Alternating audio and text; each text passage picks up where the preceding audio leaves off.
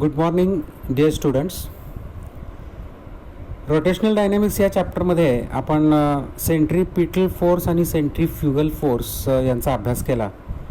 तर त्याच्यानंतर आपण आता applications of uniform circular motion म्हणजे युनिफॉर्म सर्क्युलर मोशनचे काही उपयोग, काही ॲप्लिकेशन्स आपल्याला बघायचे आहेत. आपल्याला बऱ्याचशा गोष्टी क्लिअर झालेल्या आहेत. Centripetal force is the force which is towards the center of a circle along the radius. तो जो सेंट्रीपिटल फोर्स आहे तो सेंटरकडे असतो सर्क्युलर मोशनमध्ये आणि रेडियसच्या दिशेनं सेंटरकडे असतो, हे आपल्याला कळलेलं आहे. आणि तो फोर्स, सेंट्रीपिटल फोर्स हा सर्क्युलर मोशनसाठी गरजेचा आहे. जेवढी वेगवेगळी एक्झाम्पल्स आपण पाहिली त्या प्रत्येक एक्झाम्पल्समध्ये सेंट्रीपिटल फोर्स असल्याशिवाय सर्क्युलर मोशन होतच नाही. म्हणजे जसं आपण गोफनचं उदाहरण घेतलं, त्या उदाहरणामध्ये तो दगड जो असा सर्क्युलर मोशनमध्ये फिरत असतो तर तिथं सेंट्रीपिटल फोर्स कुठून मिळतो?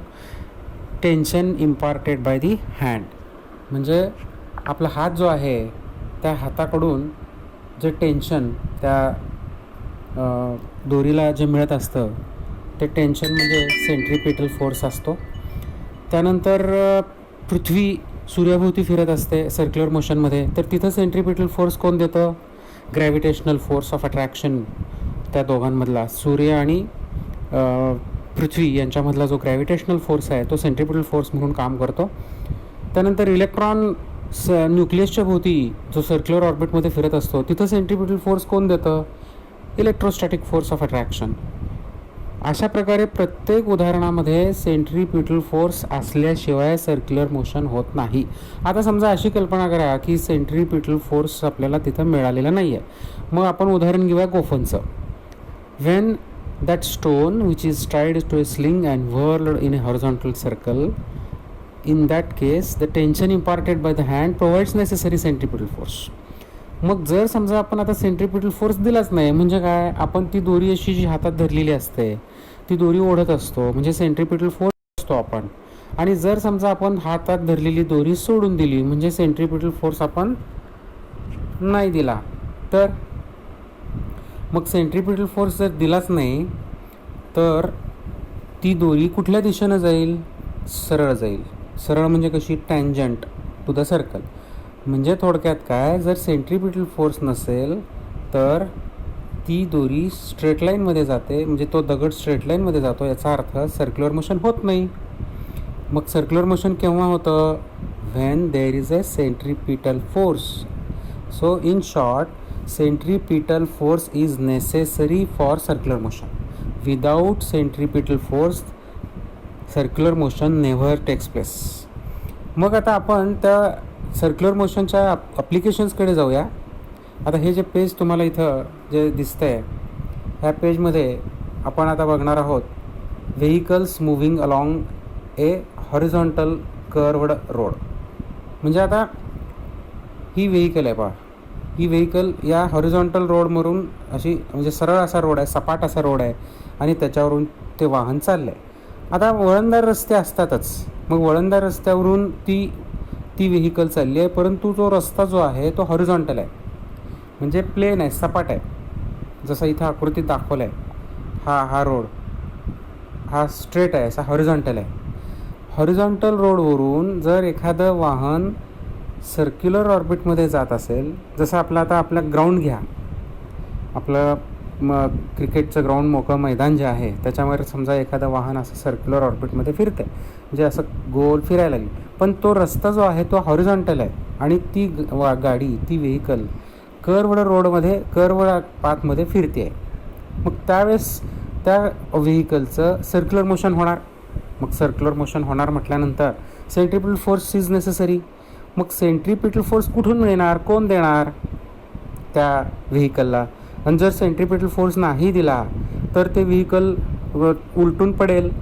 म्हणजे असं वळणदार रस्त्यावरून जात असताना समजा सेंट्रीपिटल फोर्स नाहीच मिळाला तर ते व्हेइकल त्याची उलथापालथ होईल, ॲक्सिडेंट होईल, उलटून पडेल. टॉपलिंग म्हणतो आपण त्याला, किंवा स्किड ऑफ म्हणतो. मग तसं ते व्हेइकल होणार, स्किडिंग होणार. मग स्किडिंग होऊ नये म्हणून त्याला सेंट्रीपिटल फोर्स दिला पाहिजे. मग सेंट्रीपिटल फोर्स कोण देतं? तर या ठिकाणी इथे तुम्हाला डायग्राममध्ये दिसतंय पहा, हे एफ एस जे दिसतं हे एफ एस या दिशेने पहा F S this force of friction between tyres of that vehicle and the surface of the road, that force acts as a centripetal force and it is important in that circular motion.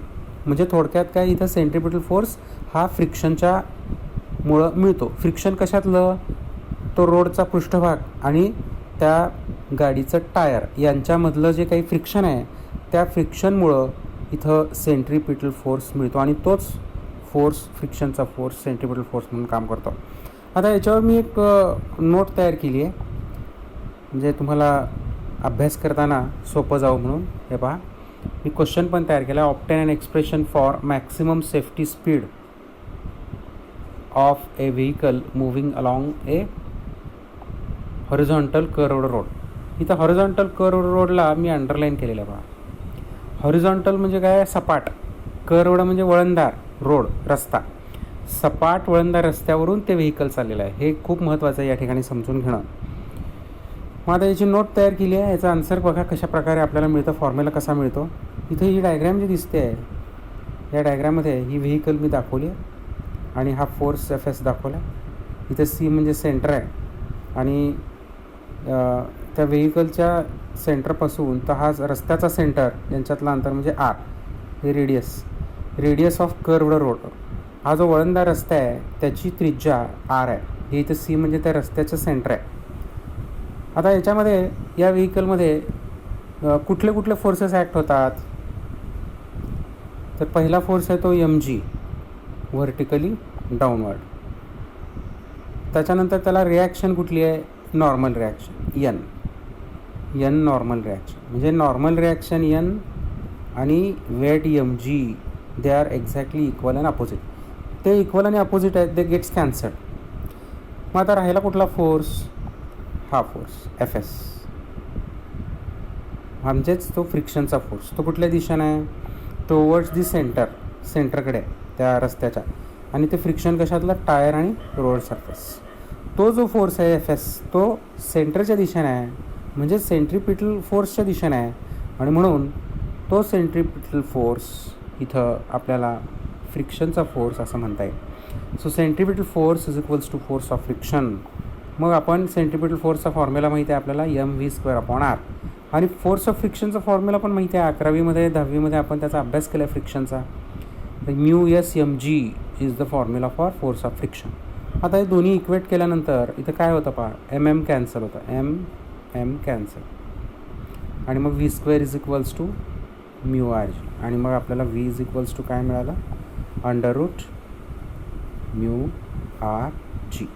म्हणजे हा झाला maximum speed of a vehicle which is moving along a horizontal curved road, √μrg. तर या इक्वेशनकडे जर आपण बघितलं तर ते v मॅक्स कशावर डिपेंड आहे, कोइफिशियंट ऑफ फ्रिक्शन म्हणजे μs.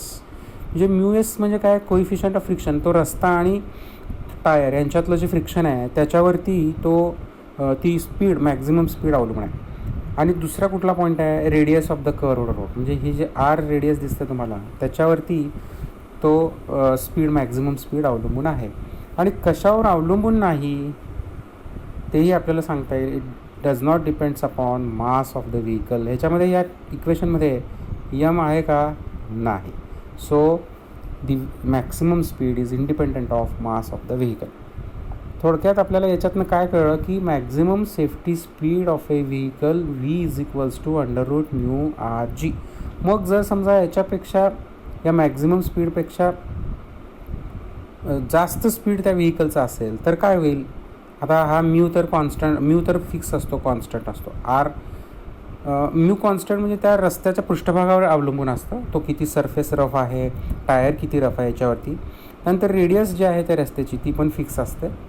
मग आता v मॅक्स, जर त्या रस्त्यावरून जाणारं वाहन जर जास्त वेगानं जात असेल, म्हणजे याच्यापेक्षा जास्त वेगानं जात असेल तर काय होईल, त्या वाहनाचा ॲक्सिडेंट होईल. ते वाहन स्किड ऑफ होईल, घसरेल, टॉपलिंग होईल, त्याचं उलथापालथ होईल आणि तिथं ॲक्सिडेंट होईल. त्यामुळं जास्तीत जास्त किती वेगानं ते वाहन जाऊ शकतं, तर ह्या एवढ्या वेगानं. ह्याच्यापेक्षा जास्त वेगानं जर गेलं तर तिथं त्याची टॉपलिंग होईल, स्किड होईल, ते वाहन उलथापालथ होईल, ॲक्सिडेंट होईल.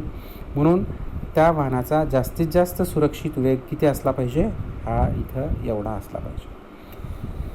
सो ह्याची एक नोट तयार करा एवढ्या या प्रश्नाची. आता इथं मी जे क्वेश्चन जो दिला आहे ह्या क्वेश्चनची एक नोट तयार करा आणि याप्रमाणे हे पूर्ण नोट तयार करून लिहून काढा. याच्यानंतर आपण पुढचा ह्याचा अभ्यास बघूया, तो म्हणजे वेल ऑफ डेथ. ते मी नंतर पाठवेन तुम्हाला तो व्हिडिओ पुढचा. थँक्यू.